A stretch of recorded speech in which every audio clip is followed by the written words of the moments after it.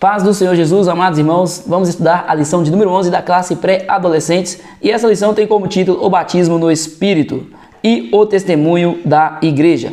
A lição de hoje encontra-se em João 16, 13 ao 15 e Romanos 8, 26. O texto principal, Filipenses 2,15, para que vocês não tenham nenhuma falha ou mancha. Sejam filhos de Deus, vivendo sem nenhuma culpa no meio de pessoas más, que não querem saber de Deus. No meio delas vocês devem brilhar como as estrelas no céu. Então aqui uma versão, provavelmente a versão NTLH, melhor para essa faixa etária, para a melhor compreensão da palavra de Deus, né? Eu acredito que assim seja, mas aí o professor pode indicar a que ele achar melhor e a que ele trabalhar para facilitar o serviço em sala de aula, né?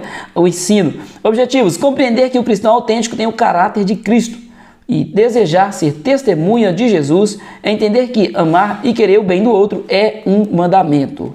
Então, nesta lição, nós reforçaremos sobre o batismo no Espírito Santo, a importância, a mudança que isso traz na vida do cristão. E é importantíssimo sempre alertarmos os nossos alunos, inclusive estamos fazendo isso em todo o terceiro trimestre de 2025, lembrando a eles que o batismo é importantíssimo e essencial para que o cristão tenha mais coragem, ousadia e possa pregar a palavra do Senhor, viver verdadeiramente como servo de Deus. Vamos aqui então para a introdução, conhecendo mais de Deus. Aqui há uma saudação ao aluno. Ao saudar o seu aluno, pergunte-se como foi a sua semana, se ele está bem, se a sua família passa bem. Então sempre se preocupe e preocupe verdadeiramente com seus alunos, ame os seus alunos, ore por eles e assim você poderá dedicar com mais amor ainda o ensino da palavra de Deus para que eles possam aplicar em suas vidas. Então nas lições anteriores nós estudamos sobre a ação do Espírito, sobre a ação na vida dos apóstolos, os milagres operados, da ação na vida da igreja e nós agora continuaremos então falando sobre um pouco mais do Espírito Santo e o testemunho da igreja, que esta igreja que é cheia do poder de Deus, ela dá um testemunho abençoador para as pessoas. A mudança notória é o tópico 1. Quando uma pessoa aceita Jesus como seu Salvador, deve mostrar o caráter de Cristo em sua vida. O apóstolo Paulo, por exemplo, foi um perseguidor do evangelho, mas quando se encontrou com Jesus, teve a sua vida transformada. É exatamente este ponto que nós queremos entrar nessa lição. Nós podemos ver aqui Paulo, né? Saulo, antes de encontrar com Jesus, ele perseguia os cristãos, fazendo com que eles chegassem ali para serem julgados, mortos, né? Humilhados, maltratados, presos, espancados, mas ele trabalhava ao contrário, né? Ele trabalhava no desserviço do evangelho. Mas ao ser transformado e cheio do Espírito Santo, ele passou a produzir o fruto do Espírito. Frutos do Espírito, como amor, benignidade, bondade, longanimidade, temperança, tudo isso havia na vida de Paulo. E agora ele pregava a palavra de Deus e as vidas eram transformadas. É este o intuito desta aula, desta lição, né? Nós ensinaremos aos nossos alunos a mudança, né? Letra A mudança. Você já fez alguma reforma em sua casa? Pergunte aí aos seus alunos, provavelmente, né? A reforma, esse processo exige organização e limpeza, a fim de que tudo fique bem acomodado ao final da obra, né? Uma obra dá muito trabalho, né? Às vezes nós queremos realizar uma obra, mas nós ficamos preocupados com o trabalho que nós teremos de organizar, de limpar, porque é realmente complicado. Do mesmo modo, acontece na vida de quem se entrega a Jesus. O Espírito Santo opera mudanças significativas na forma de pensar e agir da pessoa para que ela se torne parecida com o Senhor Jesus. Sim, a transformação ela não é simples, né? Como a obra não é simples, mas ela é necessária. Ela é necessária e é urgente porque Jesus está voltando. Ela é necessária na vida do ímpio e o ímpio agora quando converte a Cristo Jesus, tendo a sua vida transformada, ela precisará ainda continuar no processo. Agora cristão, agora entrando aqui na nossa parte, nós cristãos precisamos melhorar no processo da santificação, precisamos ser cheios do poder de Deus, precisamos dar frutos. Nós como cristãos temos que ser frutíferos, né? Frutuosos na presença de Deus. E isto lá em Gálatas 5:22 é retratado ali os frutos do Espírito, que é necessário na vida de todos os nossos alunos. Letra B. Então como posso ter o caráter de Cristo? e dar esses frutos? Como posso? À medida que nos submetemos aos ensinamentos de Cristo e vivemos segundo a vontade de Deus, as pessoas podem ver a diferença em nosso comportamento. Isto é maravilhoso, né? Quando nós aceitamos a Cristo, as pessoas já veem de imediato, não é daqui um mês, não. As pessoas veem uma mudança radical na alegria, no olhar, no trato com as pessoas em torno de nós poderão ver isso. Por isso que nós devemos sempre incentivar que eles possam sempre querer mais de Deus, sempre viver mais a vontade do Todo-Poderoso. O Espírito Santo, ele produz em nós o caráter de Cristo. Isto é, as qualidades encontradas no fruto do Espírito. Leia a referência de Gálatas 5:22 para os seus alunos, né? Eu junto com eles em sala de aula. É até importante também que nós possamos sempre ler referências, referenciar aquilo que está sendo ensinado. Letra C, brilhe na escuridão. Quem tem uma vida cheia do poder de Deus não deve viver na escuridão, não vive na escuridão do pecado, pois a luz de Cristo reluz sobre a sua vida. Sim, quem aceitou a Cristo, ele é diferente. A questão é nós levarmos aos nossos alunos o entendimento de que ser cristão é brilhar, mas não brilhar como ser famoso, ser o grandão aí na sociedade, não. É ter o brilho do Espírito Santo, as pessoas verem o amor de Deus em nós, verem a humildade de Jesus Cristo refletida em nossas vidas. É justamente o oposto de ser o grandão, de ser o famosão aí na sociedade. É justamente o contrário. Então nós devemos alertar a eles que sejam servos de Deus, que brilhem, mas que brilhem conforme a vontade do Todo-Poderoso, e esta é a melhor forma de brilharmos. 2. O desejo de testemunhar a obra redentora de Jesus. O caráter das testemunhas de Jesus, ele é diferente, pois o Espírito Santo produz nelas o desejo de testemunhar a mensagem do reino por meio das obras. Um dos frutos do Espírito, ou principal ali, a base dos outros, é o amor. Está descrito lá em Gálatas 5:22. E o amor, este amor em nós, o amor de Cristo, que Cristo ele amou, o amor de Cristo foi demonstrado ali de uma forma maravilhosa na cruz. E este amor agora em nós faz com que nós também queiramos pregar a palavra aos pecadores, aos que estão numa vida de pecado, que vivem pecando sem arrependimento. E esse desejo está em nós.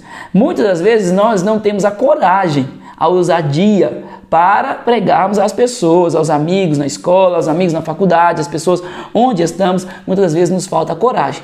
Mas para isso está bem claro que o Espírito Santo, a ação do Espírito Santo fará acontecer esta ousadia, coragem que não tinha até então, tenha na vida dos nossos alunos. E assim eles possam pregar a palavra de Deus. Assim eles podem viver como verdadeiros cristãos frutuosos, um cristão que dá fruto. O cristão tem que dar fruto.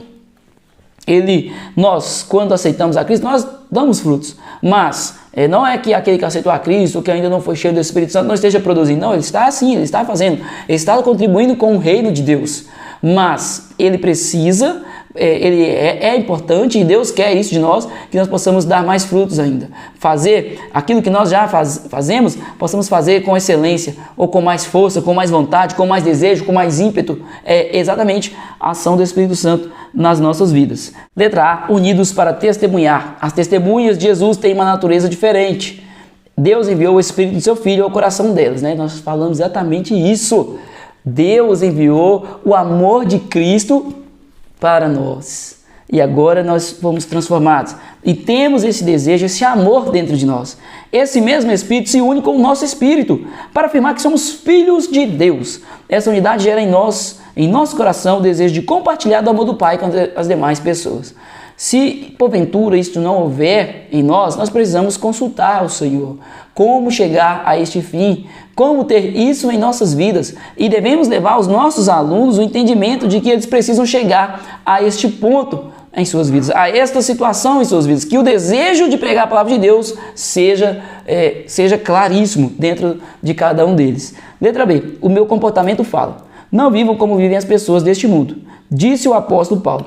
Os crentes devem pensar e agir de acordo com os ensinamentos da palavra de Deus, porque são filhos de Deus. Somos filhos de Deus. Então devemos agir como crentes, como verdadeiros cristãos. O comportamento nosso fala muito. Tanto que Tiago escreveu lá, ele fala sobre o amor de Deus, fala sobre a salvação, mas ele dá uma ênfase muito grande, né, na sua carta sobre a questão das obras, que obras ali, não que ela seja o principal, porque na verdade a transformação é através de Jesus Cristo. E sendo salvo em Cristo, nós assim faremos as boas obras. E não como muitos pregam por aí, que através das boas obras alcançarão a salvação, né? Não é. Mas as obras mostram muito mais do nosso caráter do que o que nós falamos, né? Muitas das vezes nós falamos, pregamos bem, pregamos bonito, mas na ação somos péssimos.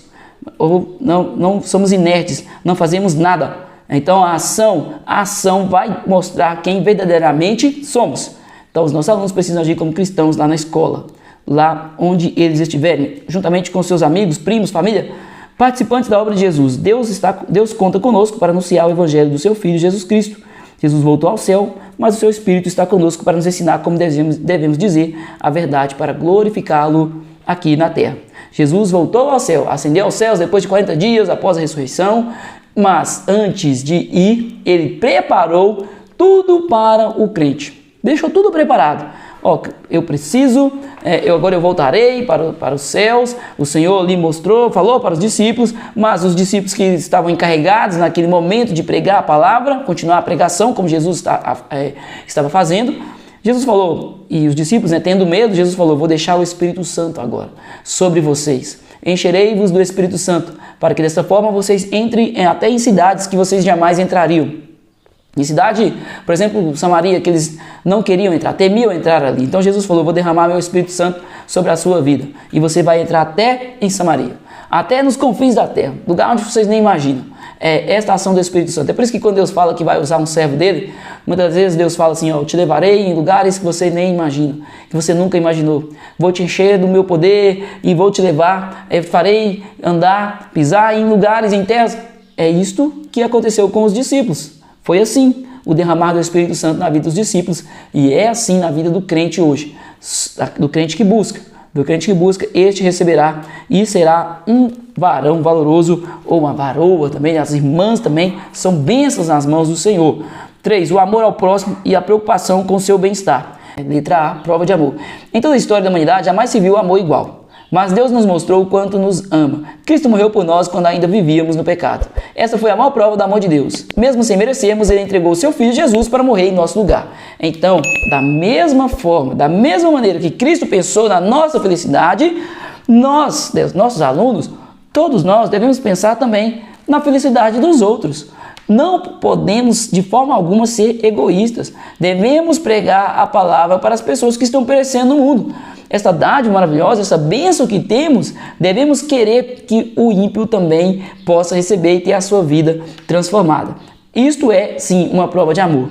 Dar o seu tempo, dar da sua força para que o Evangelho chegue, para que a transformação chegue sobre a vida dessas pessoas.